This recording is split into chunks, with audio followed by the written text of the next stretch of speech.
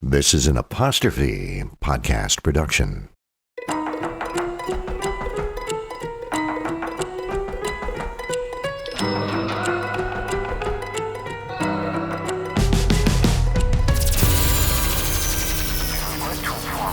Your application does not fit with our requirements at the present time.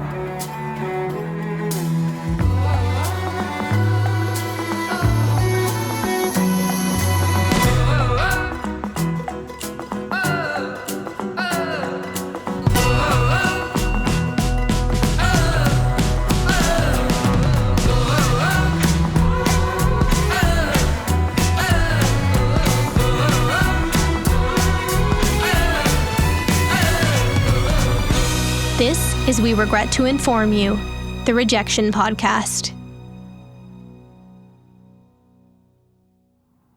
Colonel Sanders was 65 years old, broke, and with nothing to show for nearly 20 years of effort. Biographer Josh Ozerski.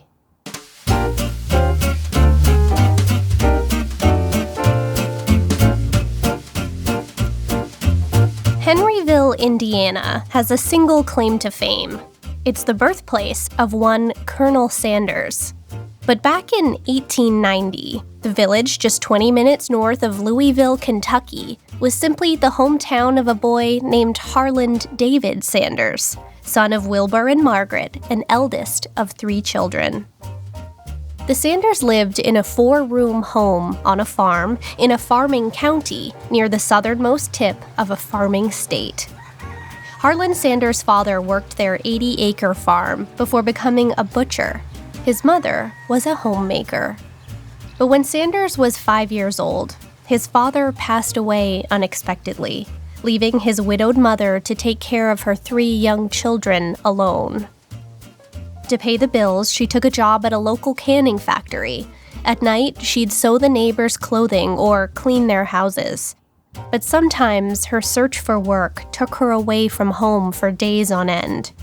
Meaning, little Harland was left in charge of his even littler siblings, dressing them, putting them to bed, and cooking for them.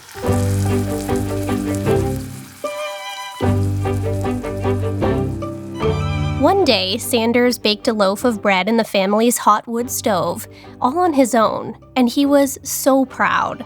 The first grader immediately wrapped it up and brought his creation to show his mother at the canning factory. She and the lady she worked with all gave him a big hug. By the year 1900, he was 10 years old, and his mother decided he'd proven himself ready to start contributing to the family financially. So she got him a job clearing brush for a farmer down the road. Now, at 10 years old, Sanders had a wandering imagination. Clearing brush was a monotonous activity, far less adventurous than his own mind. So, way out in the bush and with no one around to keep him on task, Sanders got bored. So he lay down in the grass, daydreaming and listening to the sounds of nature. But when Old MacDonald caught him lazing on a Tuesday afternoon, Sanders was fired. He was ashamed, then terrified.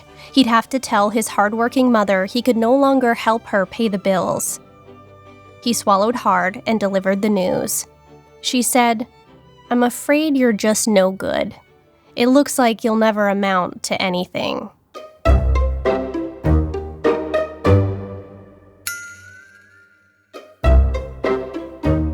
By the 7th grade, Sanders was struggling to keep up with school.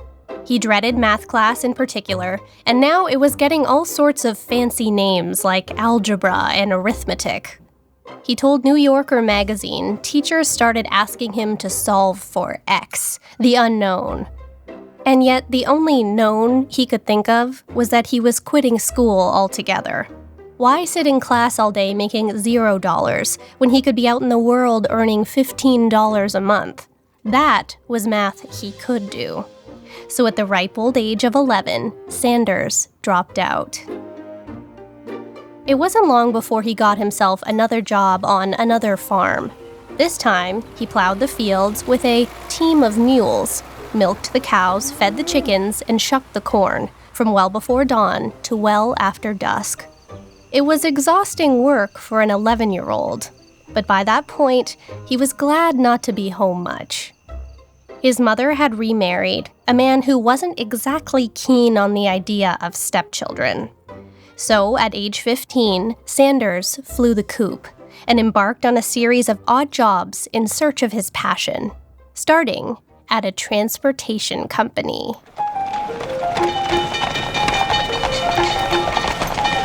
In 1906, Sanders began taking fares and making change on a streetcar in New Albany, Indiana.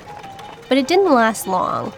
When he heard the U.S. Army was looking for young men to serve in Cuba, he felt called to volunteer. Sanders falsified his birth date in order to enlist. It's reported that his time in the Army consisted of, quote, shoveling mule feces and being seasick. Though his stint was brief, he received an honorable discharge.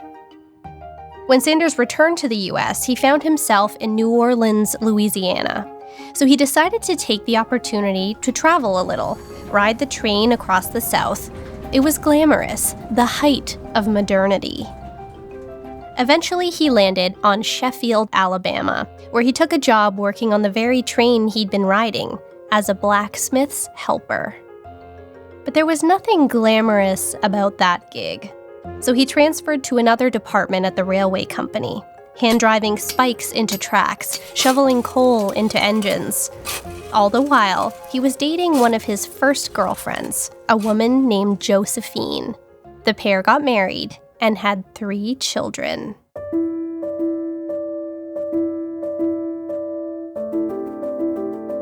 One day while working on the railway, Sanders witnessed a train wreck. People were injured and lawyers were called. And it was in that moment he saw what a white-collar career might provide. If he were a lawyer, he could make a couple $1,000s in a single day. What on earth was he doing shoveling coal? So Sanders enrolled in a series of law courses. At the time, you didn't need a degree to practice certain fields of law. But in a short period, Sanders realized it wasn't for him. And in no time, he was back to pounding steel rails for $1.65 a day. By 1921, Sanders heard of a job opening at a local insurance company. So he went straight to a clothing store, bought himself a gray suit and some dress shoes, and marched over confidently for an interview. That confidence impressed the man on the other side of the desk, and suddenly, Sanders had himself a new job. There was only one teensy tiny fly in the ointment. They gave him the most difficult territory in the state to cover.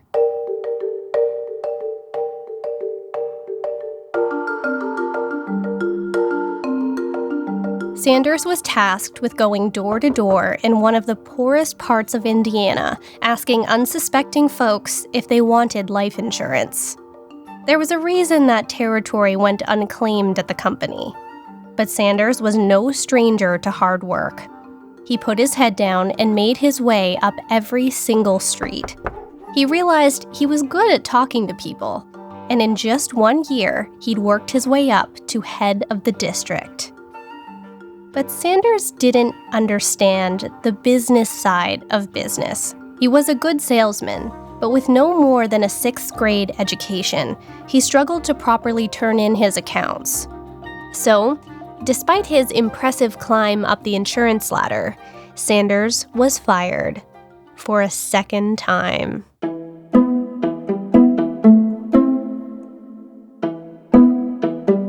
Undeterred, Sanders decided to make his way to Louisville, Kentucky.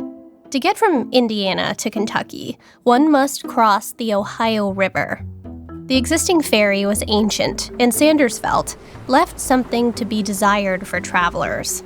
So with the money he'd earned in the insurance business, he decided he would found a ferry boat company to take people across state borders with ease. And as his biographer says, it was, improbably, successful. Suddenly, Sanders was an entrepreneur. With that, he decided to join the Chamber of Commerce. Then, he took his profits and put them toward his next venture, the manufacturing of acetylene lamps. His plan was to sell them to farmers, because electricity wasn't yet available in many rural areas of the country. In fact, in 1925, only half of American households had access to power. It was a no-brainer. Except, as Sanders likely should have known from his country upbringing, farmers didn't have much extra cash to throw at new technology. Most of them turned down his pitch. The ones that didn't fell behind on their payments. Then, electric generators were invented, and Sanders' business went dark.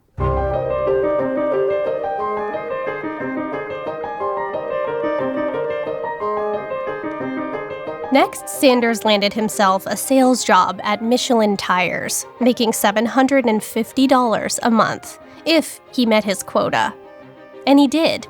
Using the contacts he'd amassed over his previous jobs and business ventures, he quickly became the top Michelin salesman in Kentucky. He was even known to dress up in the Michelin Man's suit from time to time at county fairs. But once again, it wouldn't last long. In Colonel Sanders and the American Dream, it states that the reasons Sanders left Michelin are murky.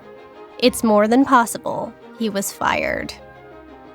Then, to make matters worse, in the mid-1920s, Sanders was in a horrible car accident. His vehicle was totaled.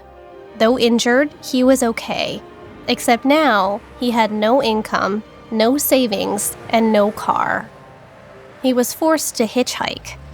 So one day, he stuck his thumb in the air on the side of the highway and was picked up by an interesting character, a representative for Standard Oil.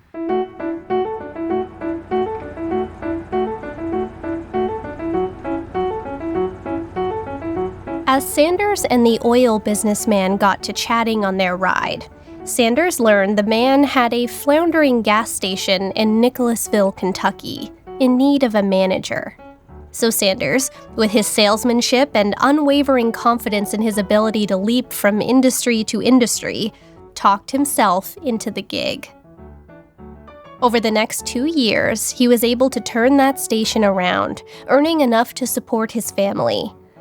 But then, as the Depression hit in 1929, the Standard Oil Company was forced to close many of its stations, including Sanders. He was out of a job yet again, and at a time when jumping to a new one wouldn't be so easy. But all hope was not lost. Turns out, the Shell Oil Company had kept their eye on Harlan Sanders. They noticed what a difference he made at the Standard station. And now that he was a free agent, they came calling. Shell had a station in Corbin, Kentucky that needed help. A lot of help. Corbin was known as a rough city. Bootlegging, violent crime, and racial tensions were high.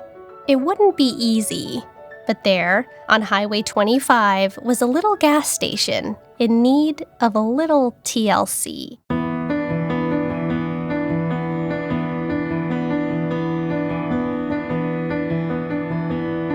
To sweeten the deal, Shell offered Sanders a few rooms at the back of the station where he and his family could live.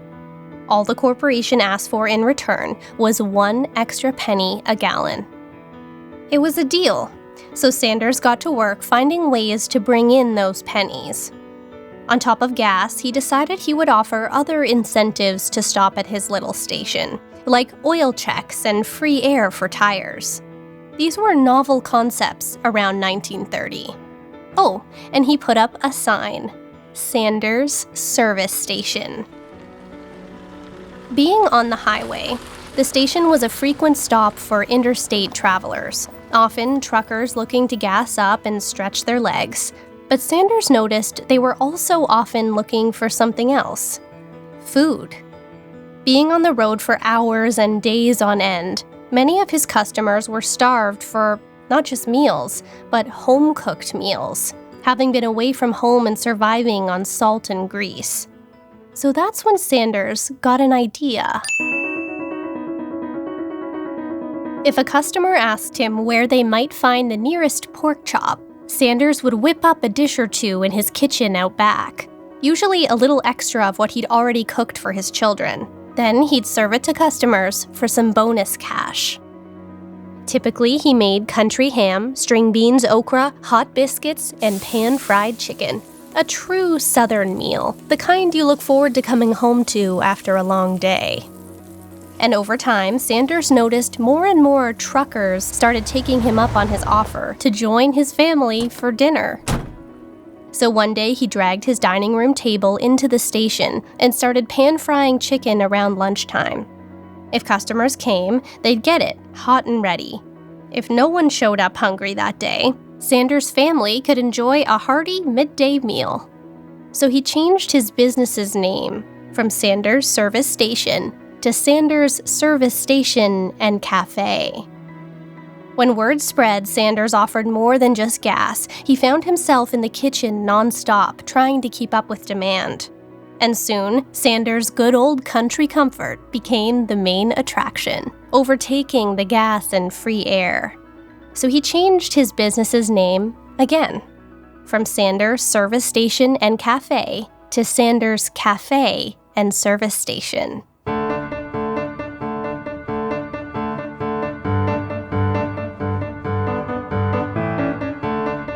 As business boomed, Sanders realized he was unwittingly exiting the oil industry and becoming somewhat of a restaurateur.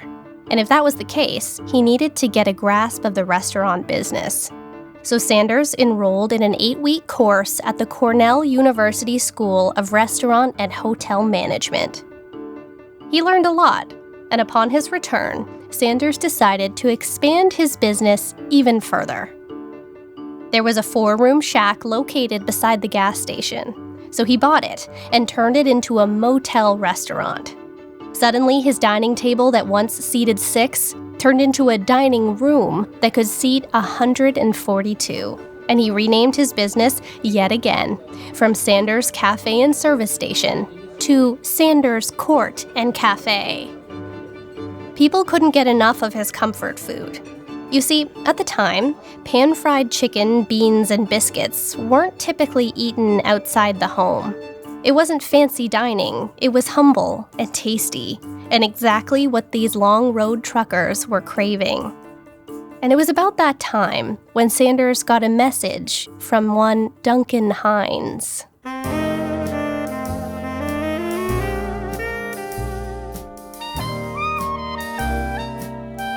In the early 1930s, Duncan Hines was decades away from printing his name on boxes of cake mix. Back then, the traveling salesman from Bowling Green, Kentucky, was spending his days on the road and his nights eating disappointing chili. So, by virtue of his lifestyle, Hines became somewhat of an amateur food critic. And one day, he and his wife decided to scribble a list of the best restaurants Hines had frequented on his travels. 475 of them, to be exact, from coast to coast. And in 1935, he bound and published that list in a book he called Adventures in Good Eating. He sold each copy for $1, and by word of mouth, the book spread like wildfire. Every trucker, traveler, and restaurateur across the country wanted a copy. And guess which motel restaurant made the cut? Sanders Court and Cafe. To be featured in the nation's first road food guide was a huge leg up. The blurb read, notable for its sizzling steaks, fried chicken, country ham, and hot biscuits. Which caught the attention of the governor. The governor of Kentucky, Ruby LaFoon, paid Sanders' restaurant a visit. He arrived in a shiny black limo, complete with police escort. He shook Sanders' hand and bestowed upon him an honorary title, the highest title a state can give, Colonel. 45-year-old Harlan Sanders was given a certificate declaring him Colonel Harlan Sanders in recognition of his contribution to the state. With that title came a new persona for Sanders. He liked it. and he decided to lean in. He figured a true Southern gentleman wore a suit, and a true colonel was probably old enough to have white hair. So he put on a black suit with a string tie and began bleaching his brown hair as close to white as he could get it, including his mustache and goatee.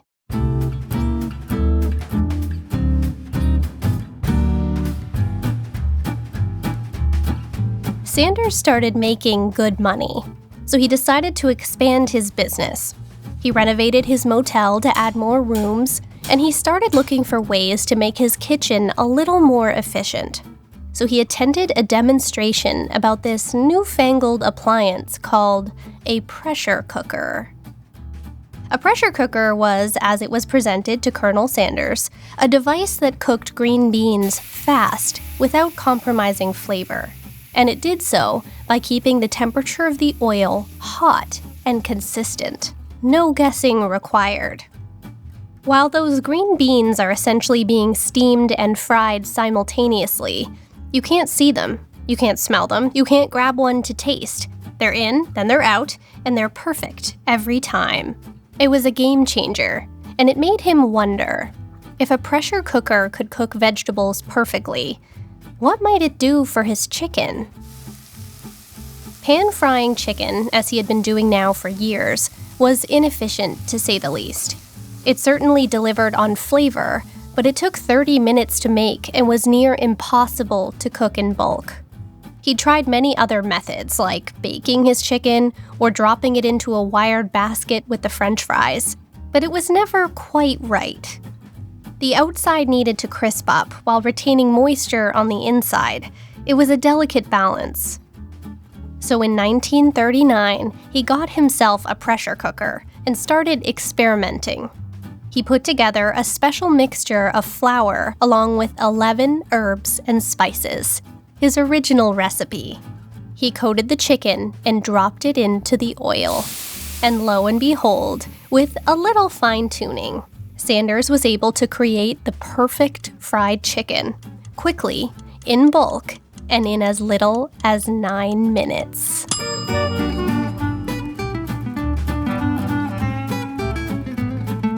Set your timer. We'll be right back.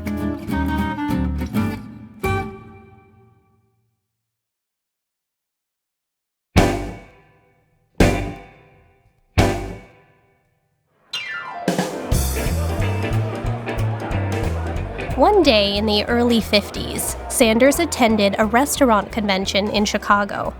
There he met a couple, Pete and Arlene Harmon, who owned a restaurant in Salt Lake City. And the trio really got along. So the couple invited Sanders to visit their home if he ever happened to one day find himself in the Utah area. And a couple years later, that was the case. So Sanders dropped in. He learned that the Harmons were looking for a new item to add to their menu, so he decided to pitch them his perfect pressure-cooked fried chicken. But they weren't so sure. Fried chicken wasn't exactly a groundbreaking concept, nor was it necessarily something people were incentivized to leave their home to enjoy. But Sanders insisted. While at their home in Salt Lake City, he tracked down a pressure cooker, his 11 herbs and spices, flour, some chicken, and he borrowed their stove. And they watched as he darted around their kitchen like a mad scientist. When he was finally ready, he placed his fried chicken in front of them both. Arlene Harmon whispered to her husband, "It just looks like greasy fried chicken. Nothing special." Then she picked up a piece, dipped it in gravy, and took one bite. And in that moment, the Harmons knew. Sanders' fried chicken was not only going to be a new item on their menu, it should become the star item of the entire restaurant.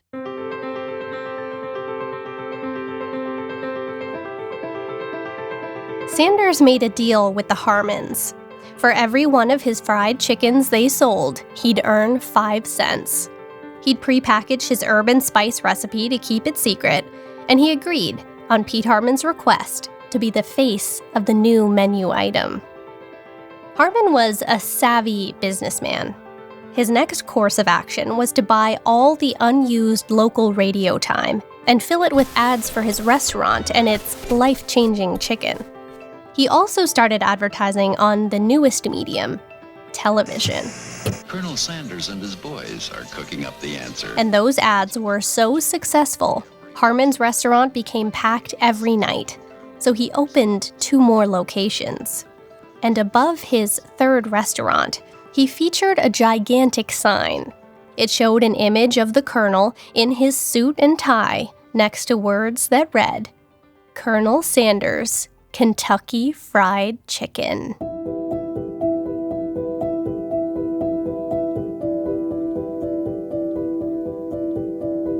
Sanders' business was thriving, and he was even earning a little money on the side from his nickel-a-chicken deal in Utah. He and his wife divorced, but he remarried a woman named Cynthia. Things were going well for Sanders. That is, until he got some devastating news. A new interstate highway was being constructed near Corbin, Kentucky, that would bypass Sanders' Court and Cafe by 7 miles. No one in their right mind was going to go 7 miles off their route just to stay at his motel or eat his chicken. It was too far. He lobbied the state to have the project halted or the bypass rerouted, but to no avail. Overnight, Sanders' Court and Cafe was dead. With virtually no passers-by, he couldn't even get any money for the building. It was worthless, so Sanders auctioned it off at a loss. Suddenly, he went from a thriving motel restaurant to cashing his monthly Social Security check of $105. At age 65, Sanders' business of 20 years disappeared before his eyes. He was broke and distraught. It was now 1955, and Sanders' biographer says at this moment he found himself with little else but his title, some affected facial hair, and a really great recipe for chicken. He was staring down a decision. Either walk away and retire with nothing, or try to expand the only source of income he still had, 5 cents a chicken in Utah. Unsurprisingly, he chose the latter. Sanders figured if he could get more restaurants to essentially franchise his chicken, he could support himself and his wife. So, together they loaded his pressure cooker into the trunk of their car, along with seasoning in paper bags with the words Kentucky Fried Chicken printed on the side. And they started driving around to restaurants in Kentucky, Illinois, and Indiana. The plan was to walk in, make their sales pitch to the owners of the restaurants, let them sample Sanders' recipe, and shake hands. But what Sanders and his wife would soon realize is that what happened in Salt Lake City was an anomaly. No one was interested in the man with a gold-tipped cane. No one wanted to franchise Colonel Sanders' Kentucky Fried Chicken.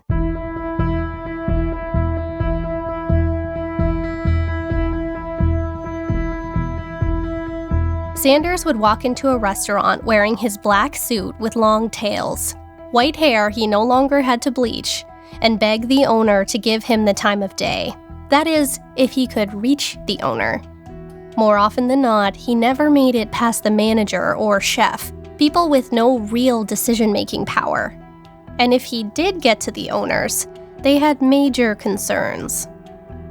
First of all, the perception was that every mother with an iron skillet could do what the Colonel was doing. What was hard to do was make fried chicken in bulk outside the home. But that was okay, because Sanders had a solution: the pressure cooker. But for restaurateurs, the pressure cooker was concern number 2. If you were not a seasoned pressure cooker user like Colonel Sanders, what you were looking at was a vat of 400-degree oil. It was dangerous, a liability, especially in the hands of minimum wage earning kitchen staff. Pressure cookers back then were kind of volatile. Sometimes they'd malfunction and explode, sending boiling oil and chicken bone shrapnel in all directions. Yikes. One person told them pressure cookers were for green beans, not chicken.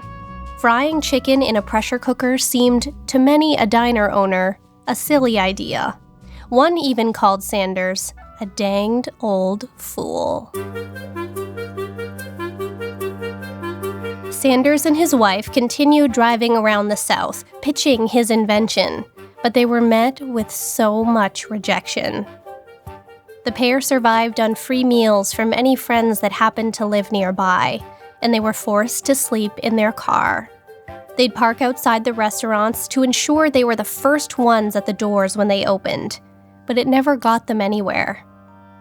His biographer put it this way: Sanders was an old man tirelessly driving around to back road diners, nearly as decrepit as himself.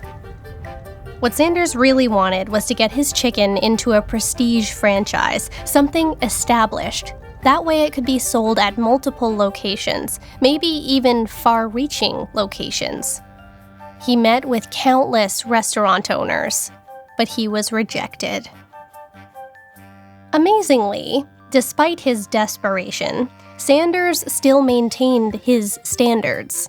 Sometimes he'd drive for hours, once up to 1,500 miles, get out of the car, peer through the window at a restaurant's kitchen setup, and immediately walk back to his vehicle. The Colonel said at the end of the day, there were places he didn't want his chicken to be sold, even though he was bleeding gas money. According to Encyclopedia Britannica, in 2 years, he signed up only 5 restaurants.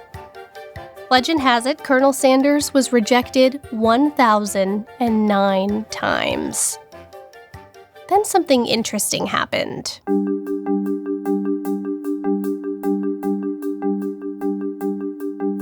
In those 2 years he was pounding the pavement, word started to spread that those 5 restaurants who did take on Sanders' product were doing well with it. And suddenly, a handful of restaurants started coming to Sanders, inquiring about becoming franchisees. So he began packing and shipping his flour mixture to restaurants, doing all his own bookkeeping. And with that money, Sanders took a page out of Pete Harmon's playbook and got himself some ad time on local radio and television stations. He'd talk about his special chicken and then hand out samples to live audiences. And that's when one producer gave him some advice. They told him to ditch the black suit. A white suit would stand out better on television. So, he gave it a try, and Sanders liked it. If anything, he noticed it did a better job at hiding flour dust.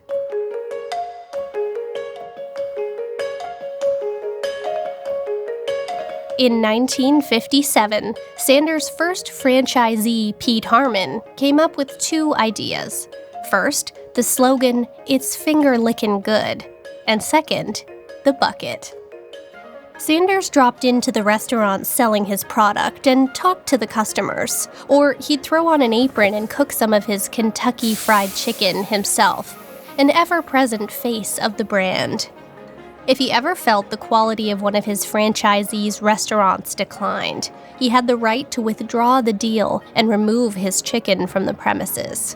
And by 1960, Sanders had over 200 outlets for his chicken in the U.S., with another dozen in Canada, earning Sanders over $100,000 a year. Soon, the number of outlets jumped to 400, and then his creation jumped overseas, to Europe and Asia. 400 locations became 600, earning the Colonel $300,000 annually, or $2.8 million in today's dollars. He hired 17 employees to help him run the operation out of an office building he built on his property. In 1963, he met a soon-to-be governor of Kentucky named John Y. Brown. Brown took an interest in Sanders and decided to come on board and help him expand his business. Brown's contributions led to the idea of cohesive branding at the franchisees' restaurants, red and white color schemes, and shifted the ever-growing brand toward the fast food industry. Then in 1964, at age 74, Sanders said Kentucky Fried Chicken started growing right over him and mashing him flat. It was time to sell the business and retire.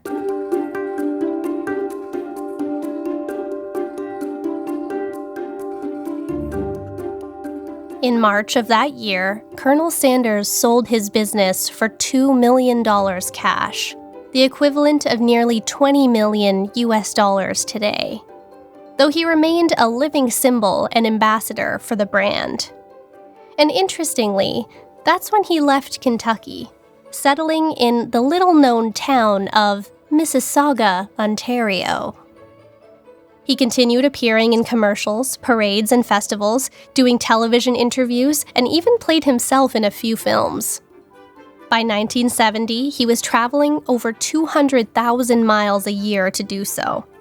That same year, KFC became a $185 million enterprise, making it the leading food dispenser in America, aside only from the military and the National School Lunch Program. The following year, the company was sold again, and that number reached $700 million. By 1980, KFC appeared in 48 countries, with annual sales of $2 billion. And it was that year that Colonel Sanders passed away of pneumonia at age 90. Born in 1890, died in 1980. Colonel Sanders was once a nobody, told he'd never amount to anything, who failed math class, was fired from multiple jobs, started several unsuccessful businesses, and woke up one day broke at age 65, rejected by 1,009 restaurateurs, before building an empire. Kentucky Fried Chicken, the most popular chicken chain in the world.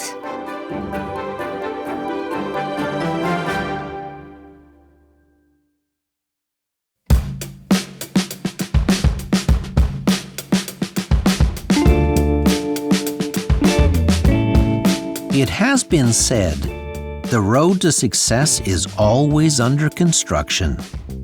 No truer words were ever spoken. Everybody zigzags in their career. Laverne Cox didn't make it as an actress until she was 40. Leslie Jones didn't make a living in comedy until she was 47. Director Norman Jewison was still facing rejection in his 60s. But Colonel Harlan Sanders is different from the rest. Unlike Cox, Jones, and Jewison, who pursued a single career direction, Sanders tried many. He was a blacksmith. He worked on streetcars. He was a railway worker, army recruit, lawyer, insurance salesman, ferry boat owner, lamp manufacturer, tire salesman, gas station manager, and restaurateur. Then, when he hit 65 years of age, he found himself broke and jobless after over half a century in the workforce. In other words, he had to start all over again. And that is the secret recipe of the Colonel's success. Instead of retiring at the age of 65, which most people do, he reinvented himself. He made a hard left after 50 years of hard road. And when he drove across the country trying to sell his chicken recipe, he was turned down over 1,000 times. Rejection is an equal opportunity offender. You're never too old to be rejected, but you're also never too old to pivot. In the 10 years from being broke at 65 until he sold his company near the age of 75, Colonel Sanders became a multimillionaire. It was his 7th decade that finally clicked. That danged old fool, who was made to feel like a nobody most of his life, became the second most recognized celebrity in the world.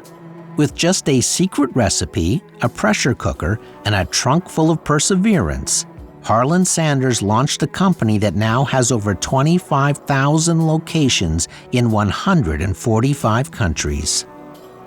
If you've ever worried that life has passed you by, remember this: it's not too late to start over.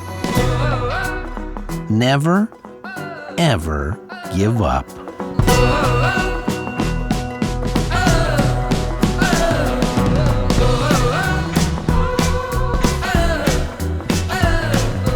Colonel Sanders' secret recipe of 11 different herbs and spices is kept inside a vault, behind a steel door, under 2 feet of concrete, with motion detectors and 24-hour surveillance. At KFC's headquarters in Louisville, Kentucky, only 2 people have a key, making it one of the most secure vaults in the United States.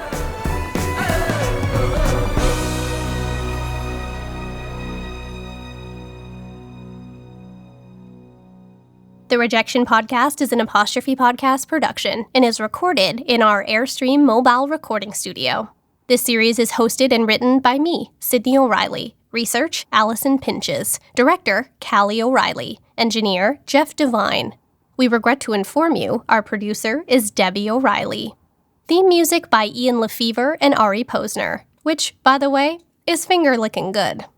The major source for this episode is Colonel Sanders and the American Dream by Josh Ozersky. Other significant sources are listed in the show notes on our website, apostrophepodcasts.ca/rejection. Follow us on Twitter @apostrophepod. If you enjoyed this episode, you might also like Rejecting James Dyson from Season 2. Rate and review this podcast wherever you like to listen. And while you're there, let us know of any rejection stories you'd like to hear. This series is executive produced by Terry O'Reilly. See you next time.